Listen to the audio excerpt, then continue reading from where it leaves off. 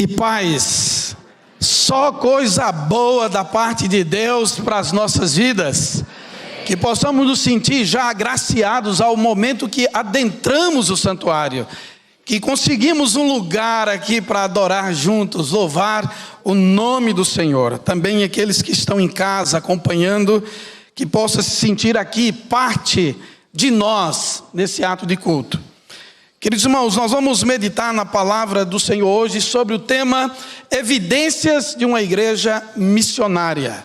Vamos olhar um pouco para a igreja de Antioquia e logo ao final, a pedido do nosso pastor da igreja, nós vamos estar passando os desafios missionários da nossa igreja para 2024. Nós estamos correndo para cumprir o que temos até 31 de dezembro, mas já nos aponta grande desafio para o ano que se aproxima. Mas abra a sua Bíblia em Atos 13 e vamos fazer a leitura conjunta até o verso número 4 desse texto. Mesmo assentados reverentemente a uma só voz. Este é um retrato de uma igreja missionária. São evidências que nos ajudam a regular, a focar a igreja como uma grande agência missionária. Atos 13, de 1 a 4. Leamos juntos. Havia na igreja de Antioquia profetas e mestres: Barnabé, Simeão, por sobrenome Níger, Lúcio de Cirene, Manaém, Colasso de Herodes, o tetrarca, e Saulo. E servindo eles ao Senhor e jejuando, disse o Espírito Santo: separai-me agora Barnabé e Saulo para a obra a que os tenho chamado. Então, jejuando e orando, impondo sobre eles as mãos, os despediram. Enviados, pois, pelo Espírito Santo, desceram a Seleucia e dali navegaram para Chipre. Querido Deus, mais uma vez o pensamento de todos nós estão direcionados ao teu trono de glória e de graça, de onde provém tudo o que precisamos. Nós carecemos ouvir a tua voz. Nós louvamos, te bendizemos, cantamos, lemos as santas escrituras. Agora, ó Pai, com temor e tremor, fala, edifica, desperta, trabalha em nós, pelo meio da graça, da mediação do teu Santo Espírito. No nome de Jesus oramos. Amém. A igreja de Antioquia, uma igreja que foi plantada num cenário totalmente desfavorável.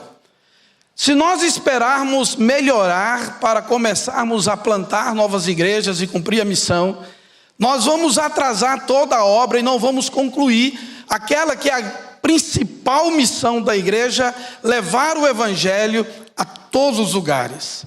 A igreja de Antioquia nasce num período de grande perseguição, principalmente aos novos convertidos, judeus convertidos.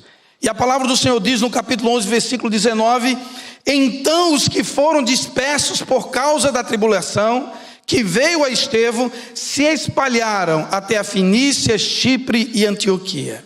Nós vemos que esta perseguição sofrida pela igreja em Jerusalém, aos crentes, os novos convertidos, a igreja primária, primeira, primitiva, ela espalha este povo, e este povo espalha o evangelho.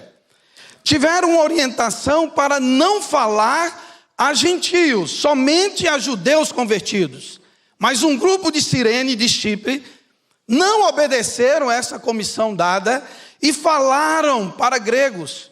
E o evangelho chegou explodindo num grande avivamento, num lugar não planejado, e nasceu a igreja de Antioquia. Quando olhamos e falamos em missões, Antioquia é o primeiro modelo de uma igreja missionária. Ela, sendo uma igreja com características tão impressionantes e que tem muito de forma pedagógica a trazer para nós nos dias de hoje. Uma igreja que é um modelo, e tem evidências de ser uma igreja missionária. Podemos dizer aqui que a primeira evidência é a identidade com Cristo. Hoje, pelo culto da manhã, primeiro, pastor Arival pregou sobre esse tema. A primeira identidade é a identidade com Cristo. Ainda no capítulo 11, versículo 26, com o resultado do trabalho de Barnabé e Paulo naquela cidade, entre aqueles irmãos, o texto diz, do verso 26 do capítulo 11, tendo-o encontrado, levou a Antioquia, e por todo um ano se reuniram naquela igreja, e ensinaram numerosa multidão. Vamos ler juntos? Em Antioquia foram os discípulos pela primeira vez chamados de cristãos.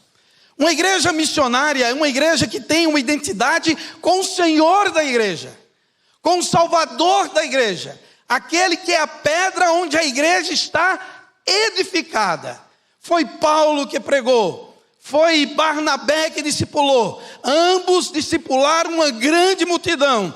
A igreja crescia com a boa mão de Deus, mas a identidade foi a identidade de Cristo que foi narrada como testemunho daquela igreja. Não foi em Jerusalém que a igreja foi chamada a primeira vez de cristã.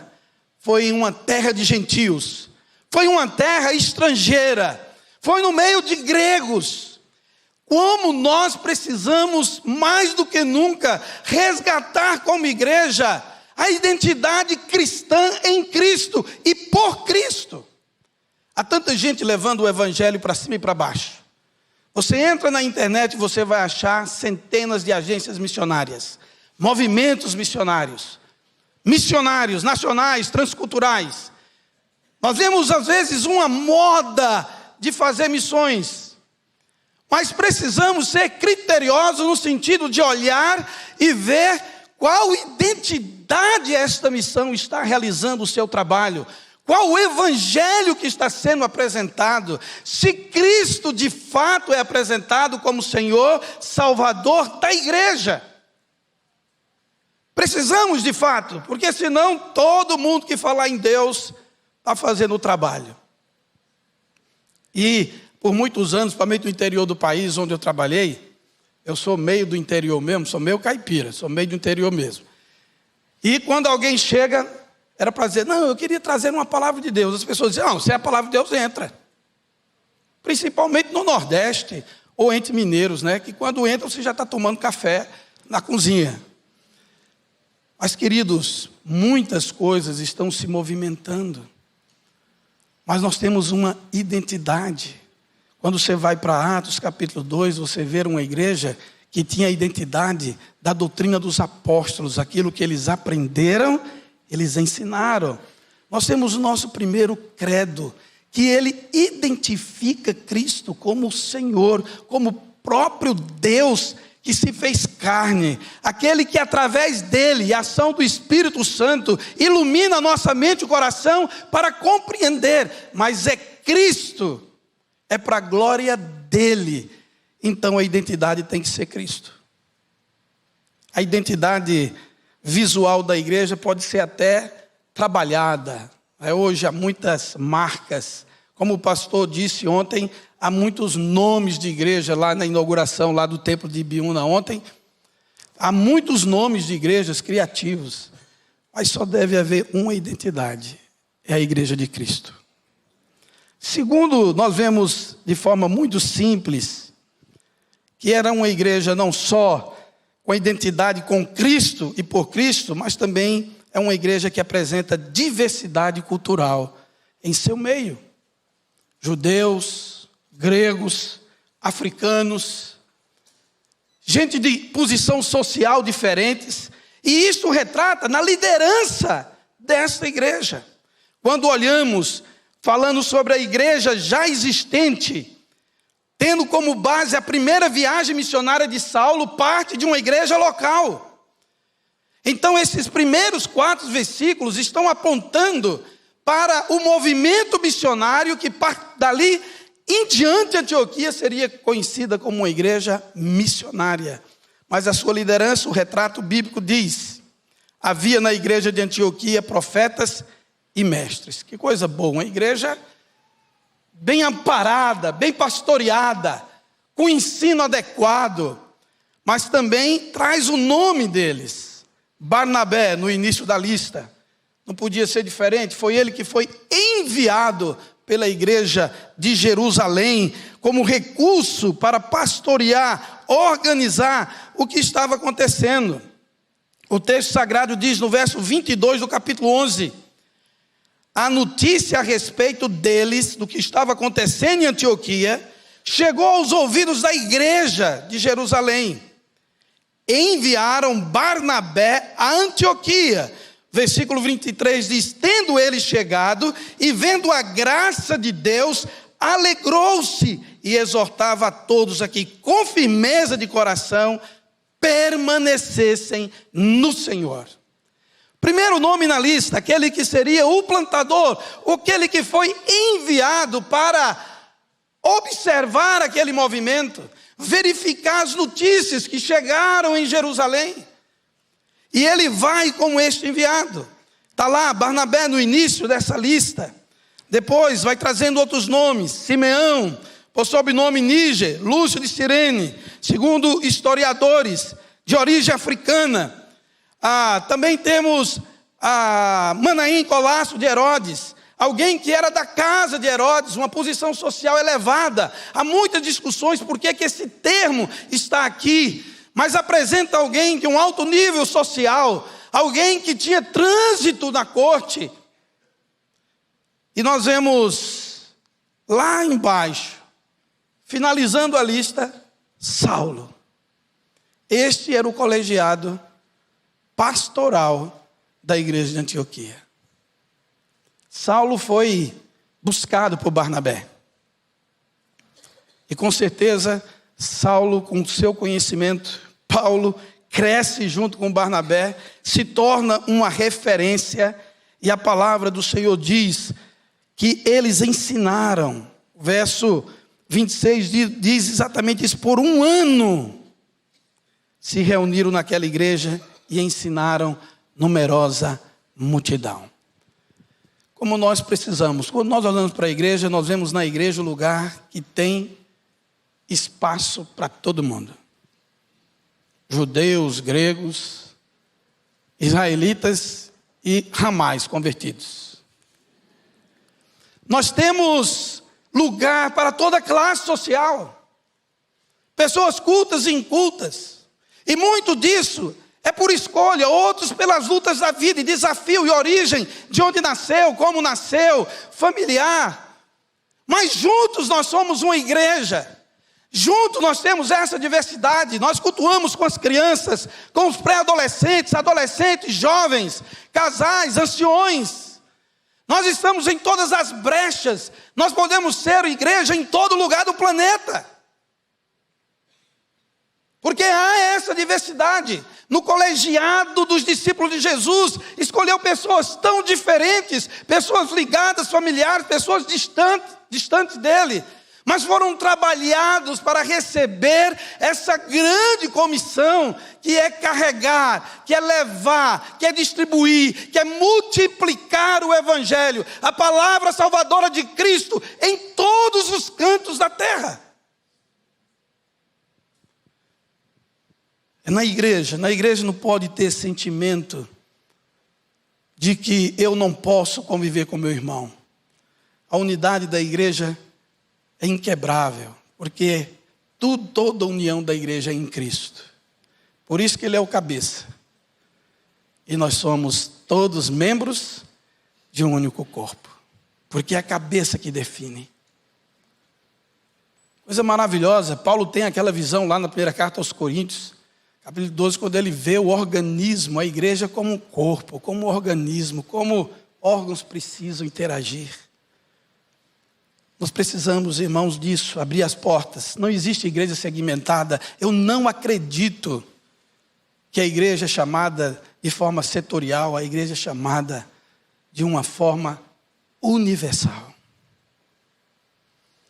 Eu costumo dizer, irmãos, que há muito nome de igreja, Mas se tivesse que dar um troféu para o nome de uma igreja, eu daria para a Igreja Universal do Reino de Deus.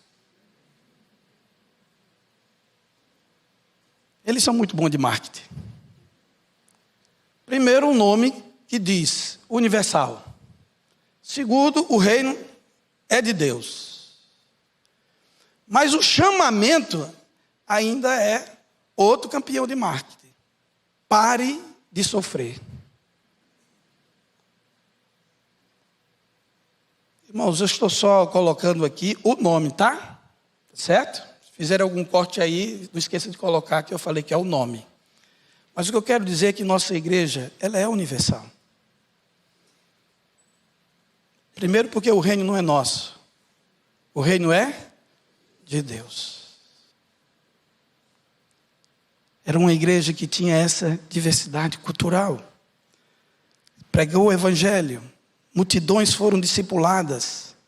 Uma igreja que entendia que nós somos únicos no Senhor. Mesmo que teremos divergências pessoais, preferências. Mas nós somos uma igreja que, como a igreja de Antioquia, precisa ter essa diversidade cultural. A terceira evidência de uma igreja missionária, primeiro é a sua identidade com Cristo. Segundo, uma igreja que tem uma diversidade cultural, uma igreja que é para todos e para todos os lugares. Algumas pessoas perguntam, o que vocês estão fazendo no sertão? A mesma coisa que estamos fazendo em São Paulo. A mesma coisa que estamos fazendo no litoral. A mesma coisa que estamos fazendo na Europa. Na África. É tão bonito quando nós chegamos lá no sertão do Piauí, aqueles lugares pequenos, e nós vemos lá. A igreja está presente. A nossa igreja está presente. Ela está presente fazendo, aliviando a sede de famílias, mas pregando o evangelho de forma direta ou conjuntamente com uma agência missionária. Mas terceiro, irmãos, ela é uma igreja sensível, tem sensibilidade à voz do Espírito. A igreja de Antioquia recebeu um grande desafio de Deus. Era uma igreja que jejuava e orava. Era uma igreja que queria ouvir a voz do Senhor da igreja.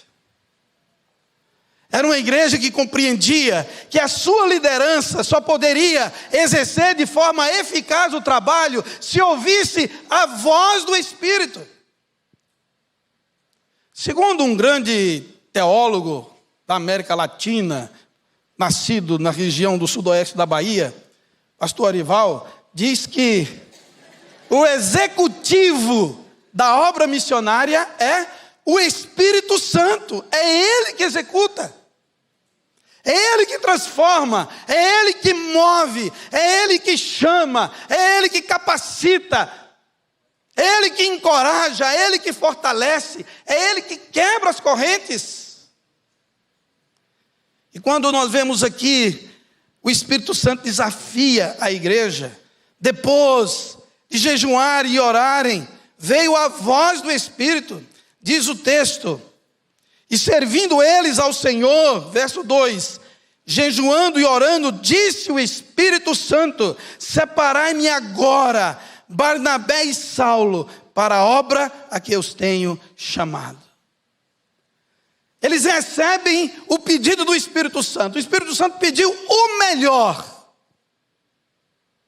O Espírito Santo estava ali selando uma grande parceria entre dois homens de Deus, dois servos de Deus, dois plantadores de igreja, duas pessoas que a história da igreja, lá em Jerusalém, se uniram naquelas duas pessoas distintas, sem ligação familiar, nem geográfica, nem demográfica. Mas o Senhor une na igreja essas duas pessoas. E agora diz a igreja de Antioquia, abram mão de Barnabé e de Saulo para a obra a que os tenho chamado. Queridos, como nós precisamos entender como marca distintiva, como evidência missionária, a sensibilidade para ouvir a voz do Espírito. Você não vem à igreja para ouvir pregador. Você vem à igreja para ouvir a voz do Espírito Santo de Deus. Quem tem ouvidos, ouça o que o Espírito diz às igrejas. Ele fala, querido, muitas vezes é uma distância de um palmo que a gente desobedece. É o do ouvido para o coração. Porque às vezes a gente quer responder o Espírito Santo apenas com a razão. E a palavra do Senhor diz que Ele escolhe as coisas loucas desse mundo.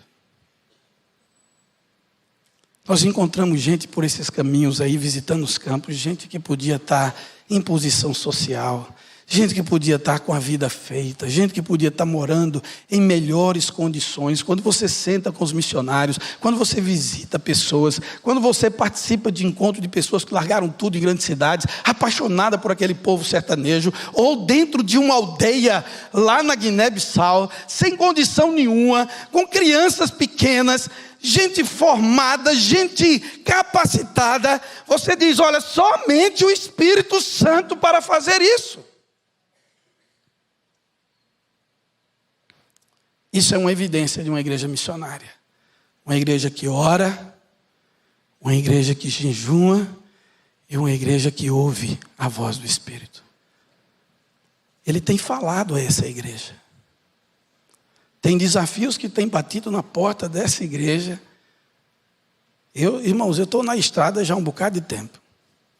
Mas aqui parece que acontece um milagre todo mês. É muitos desafios.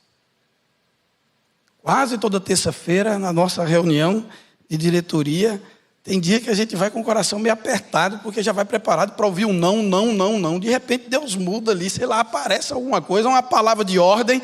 As coisas aparecem, são realizadas, porque a igreja precisa ouvir o quê? A voz do Espírito. A voz do Espírito. É uma evidência. É uma evidência. Nós somos igreja nos nossos lares, em nosso trabalho, mas como igreja, nós temos que ouvir.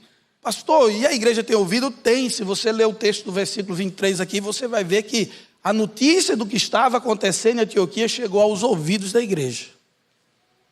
Então a igreja tem ouvidos. É por isso que as notícias chegam até nós. É por isso que a necessidade missionária chega até nós. Porque pela graça de Deus, essa igreja tem sido missionária. Nós temos ouvidos para ouvir. E eu quero finalizar, irmãos, essa meditação, trazendo que não só é evidente uma identidade com Cristo, uma diversidade cultural, uma igreja para todos, tem espaço para todos, não somente a sensibilidade para o Espírito Santo, mas tão igual a todas elas, obediência, cumprimento, a missão. Quando nós olhamos para essa igreja, o versículo 3 deixa claro que a igreja obedeceu. Mas não é só uma obediência, ela tem um compromisso abnegado. Ela abriu mão de Barnabé e Saulo. É muito bonito, irmãos. Verso 3. Então, jejuando e orando, impondo sobre ele as mãos, os despediram. A igreja cumpre o seu mandato, obedece o Espírito. Mas o que alegra mais o coração é quando o Espírito Santo do Senhor coloca o selo. O escritor, inspirado, no versículo 4 ele diz, lê comigo o verso 4. Enviados, pois, pelo Espírito Santo. Só essa parte, vamos ler de novo? Enviados, pois, pelo Espírito Santo. Ó, pastor, mas foi a igreja que mandou. Foi a igreja que enviou. Irmãos, a igreja obedece.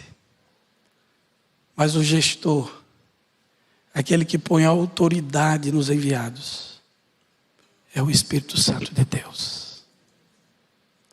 Como nós precisamos compreender isso. Você, papai, aí, mamãe, que está com um garotão, uma garotana aí, que está quase terminando o curso aí, está dando aquela alegria, aquela mensalidade pesada no final do mês, porque você quer que ela termine aquele curso. Se ele chegar para você e dizer, pai, eu quero ir para missões, cuidado com a sua resposta.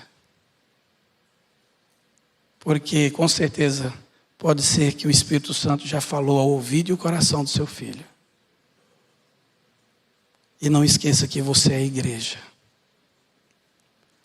Como nós precisamos compreender isso. A primeira viagem, grande viagem missionária de Paulo, que mudaria o mapa do cristianismo, nasce de uma igreja missionária. E queridos, nós como igreja, aqui presbiteriana do Brasil, federada, que segue todos os documentos da fé da igreja.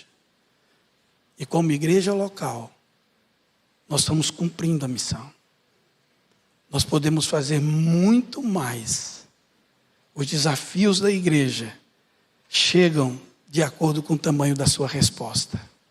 Uma igreja que se cala para missões não enxerga desafio nenhum. Mas a igreja que se abre para missões, ela tem desejo de conquistar o mundo. Que Deus nos abençoe. Eu quero agora com vocês concluir mostrando o tamanho do desafio que nós temos como igreja de Pinheiros. Como a sua igreja. E você também, membro online que está em casa, que coopera tanto, que ora, que oferta. Rapidinho, vamos ver aí os nossos desafios. Desafios nacionais. 2024, pode passar aí, querido. Irmãos, nós estamos com um mapa com 110 congregações apoiadas pela igreja no projeto 105 Brasil, com as nossas congregações próprias e com as consolidações. Espalhados no Brasil são 110 famílias missionárias, que de uma forma ou de outra são apoiadas na construção do templo, na conclusão de um templo, na parte do sustento do obreiro, seja 50%, 70%, 100%. Esse é um trabalho gigantesco. Este ano, irmãos, já 18 obras estão sendo concluídas. Em vários lugares do Brasil. Na região Nordeste, na região Centro-Oeste, em vários lugares no norte do país. Como é gostoso nós podemos ver que, juntando forças, podemos fazer esse trabalho. Nós temos um desafio para esse projeto de cerca de 5 milhões de reais no próximo ano. É o nosso desafio. Você que está aí acompanhando pela telinha, está melhor para você enxergar, né? Mas é um grande desafio. Esse povo já está na espera. Os missionários já estão em oração, né? Tem gente que já está orando no terreno. Mandou para cá a proposta, já está orando ali. Todo domingo passa no terreno. Senhor, que o dinheiro chegue, que venha, né? E Deus tem feito maravilha. Esse é o desafio nacional. Vamos para o desafio transcultural. Estamos, irmãos, em 35 projetos missionários em 17 países e estamos com 93 obreiros apoiados pela Junta de Pinheiros. São desafios tremendos em vários lugares do mundo. Plantação e revitalização de igreja. É um desafio gigantesco. Estamos vendo com alegria o crescimento da igreja em Pistoia, se desdobrando, abrindo novas frentes. Algo novo, maravilhoso está acontecendo. A Espanha, né? Nosso querido pastor Rafael também, agora com o lugar do culto, podendo agora receber as pessoas, saindo para a terceira etapa, para a conclusão, para chegarmos a um bom êxito.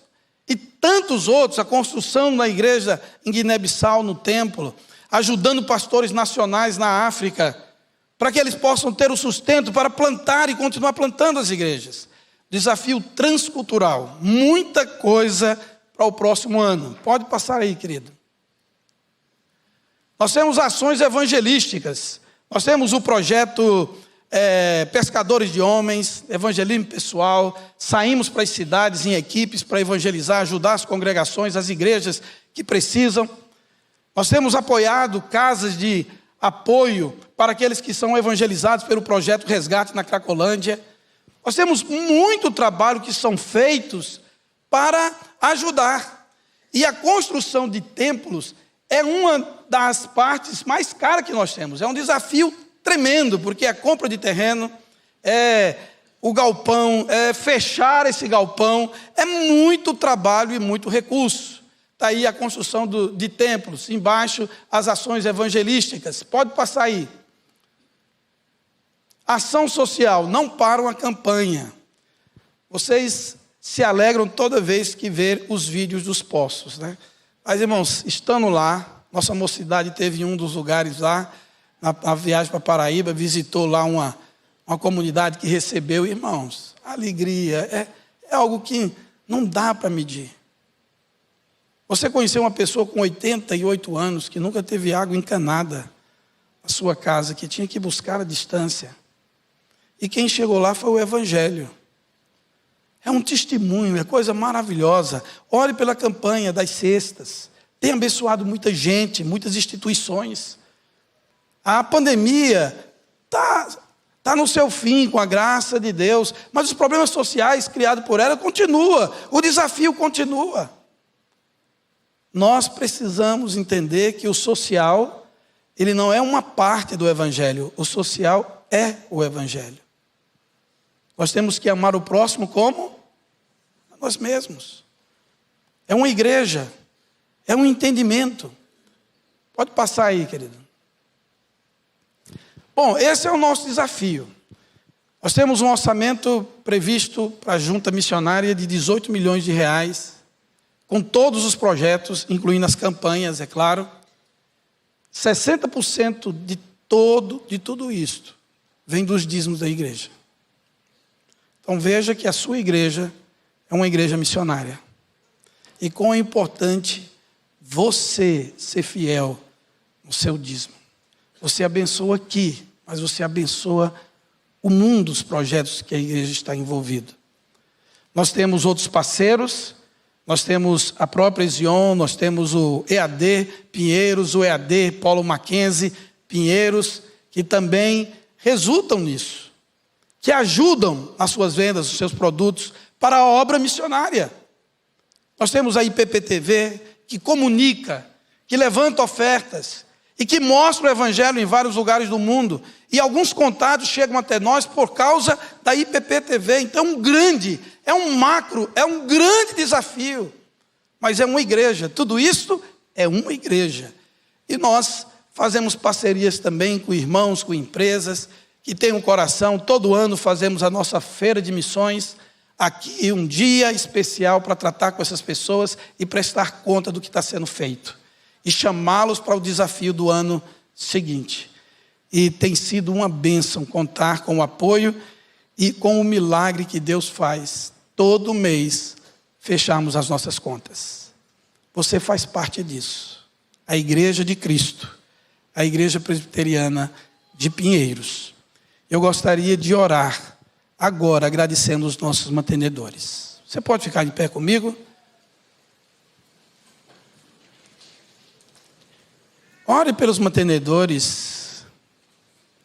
Fala no seu coração, eu quero ser um missionário aqui e um colaborador para quem vai lá. Porque não contribua achando que o missionário está no seu lugar. Ele não está no seu lugar. O missionário está no lugar dele e você no seu.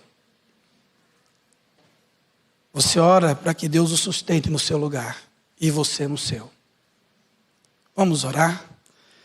Deus, muito obrigado, Senhor. Obrigado porque o Senhor tem dado desafio gigantesco para essa igreja. Mas porque um dia a sua liderança resolveu que esta igreja seria uma grande igreja missionária. Ó Pai, como tem atingido lugares tão distantes, tão longínquos.